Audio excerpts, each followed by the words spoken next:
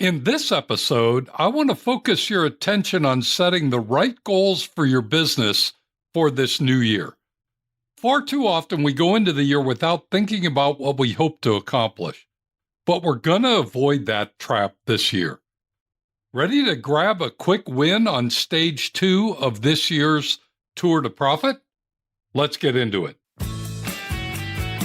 Welcome to Why Business Teams Fail and How to Avoid It, a show helping small business owners build a radically engaged team that can run the business without you, so you can remove the stress from owning a business and enjoy the freedom you deserve. Now, here's your host, Rich Allen. Today you'll learn that working without a specific goal in mind will result in lackluster performance, that there are 4 specific areas of your business that should be tied to a goal or a target, and that when you decide what and how you're going to measure to determine your success, everyone will get excited to help you make it happen. Here's my question for you this week.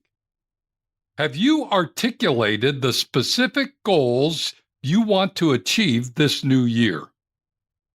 If you're a veteran business owner, you're probably wondering why I'm asking this question when we're already in January. It's likely that you've already declared what your goals would be for this new year, and it seems a bit late in the game to be focusing on this. And I would agree with you. However, I've been up close and personal with many veteran business owners who routinely go into a new year without any specific goals for their business. And as a result, their team simply shows up the same way they did the prior year, and their work is no different than it was before the year-end holiday break. Be honest with me, even if you're a veteran business owner, have you set your specific goals, and have you shared them with your team so they can make them personable and actionable? If not, then I'd suggest you've got some work to do in this stage 2 race. So let's get clear on what's needed to win this stage. Your specific assignment this week is to write down your goals for this year in the following 4 categories. You may choose other categories based on the specific needs of your business, but I'd consider that the 4 categories below are the minimum required to go into the year well prepared. Here they are. Number 1, revenue growth.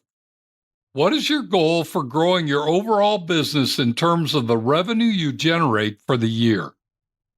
This is an important goal for every business because consistent, sustainable revenue growth is one of the key measures of increased enterprise value for your business. If someday you hope to sell your business, you'll want to be able to reflect a steady increase in your top-line revenues. And that will only happen when you set a specific goal and align your actions to achieve that growth goal. Number 2 is operational efficiency. What is your goal for being more efficient in your business operations than you were this past year? Setting a goal for efficiency will help you and your team focus on ways to conduct your business better, faster, smoother, and with less cost than ever before. Efficiency improvement is perhaps the best and easiest way to improve your profitability, because when you're more efficient, you make better margins on each and every transaction throughout the year. I often consider this to be the secret weapon of the best-run businesses. While others are trying to grow their bottom line by doing more transactions or just selling more, those focused on efficiency improvement will increase their bottom line regardless of whether they're doing more reps or not. Number 3 is customer satisfaction. What is the goal you have for how well you're serving your customers this year? If you've measured this in the past, it may be as simple as defining the new target you want to achieve that will reflect that you've improved your customer satisfaction from where you were last year. If you've not previously measured this for your business, your measurement may need to be something new that you'll be tracking and measuring. I'll be honest that I don't really care how you measure your improvement in serving your customers. My concern is that you actually do measure and seek to make improvements in this area.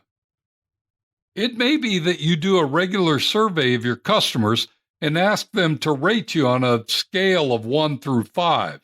This is often called a customer satisfaction score, CSAT for short. Or you may ask your customers whether they would refer you to others.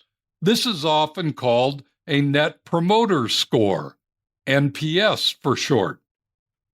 Or you may choose to measure the number and quality of the Google reviews that you get from your customers. No matter which measure you choose, simply begin tracking, and then you can set goals to improve as you go along. And number 4 is profitability. What is the goal that you have for your business in terms of the margins and returns you get for your efforts? I prefer to think of these as 2 specific profitability metrics. The first one I think should be measured is your gross margin percentage. Your gross margin is important because it's what's available for you from the sale of each product or the delivery of each service. It's easy math. Simply calculate your cost of goods sold and divide that by your revenues. Then subtract that number from 1. That will give you your gross margin.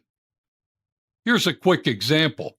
If your cost of goods sold is $500 and your revenue generated from selling that product or service is $800, then your cost of goods sold is 62.5%, and your gross margin is 1 minus 0.625, which is 37.5%. You should set a goal for what you want your gross margin percentage to be for the year. The second profitability metric should be your net income percentage.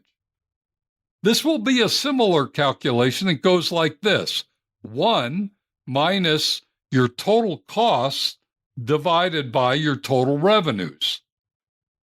I'd recommend you set these 2 specific goals for your business so that everyone on your team will stay focused on making sure you're profitable this new year. You may have some other specific aspects of your business that matter to your success this year, and if so, then set a goal for them too. It may be that you have a manufacturing business and safety is an important part of your culture. If so, set a safety goal for the year. It may be that you're wanting to expand your territory or service area coverage. If so, add this growth goal to your list. It may be that your success is tied to the tack time of your processes. If so, add a goal and measure that too as you go through the year. I'd recommend you have no more than 7 or 8 specific company-wide goals. When you have more than that, there's a tendency to lose focus on what matters most. Once you have your goals defined, then you've got one last assignment for this stage 2 race. Take each of your goals and break them down into quarterly goals. Rather than simply set a singular goal for the year, chunk them down so that you can track and measure your progress as you work through the first quarter of the year, then into the second quarter of the year, then into the third quarter, and so on. These quarterly goals or targets will help you stay on track, make the necessary adjustments, and ultimately achieve your annual goals. Set your goals this week, and you'll be well positioned for the more challenging stages that lie ahead. As we wrap up today's podcast, let me leave you with these simple thoughts. Number 1, setting your specific business goals for the year is a fundamental practice that will make you more successful than ever before. Number 2, I recommend that your annual goals include, as a minimum, ones for revenue growth, efficiency improvement, customer satisfaction, and profitability. And number 3, set both annual goals and quarterly goals so you can measure, monitor, and make adjustments as the year goes on to ensure this is your best year ever. If you'd like some additional support as we ride this Tour to Profit race or want to tap into our free resources, simply go to my website, tourtoprofit.com. You'll find everything you need there. Thanks for joining me today. Be sure to tune in next week when we're going to discuss Stage 3, building your race team. You won't want to miss it. Now, go make it a great week, and whatever you do, ride hard. Thank you for listening to Why Business Teams Fail and How to Avoid It. Make sure to like, subscribe, and tell your friends so you don't ever miss an episode. Now go make it a great week, and whatever you do, ride hard.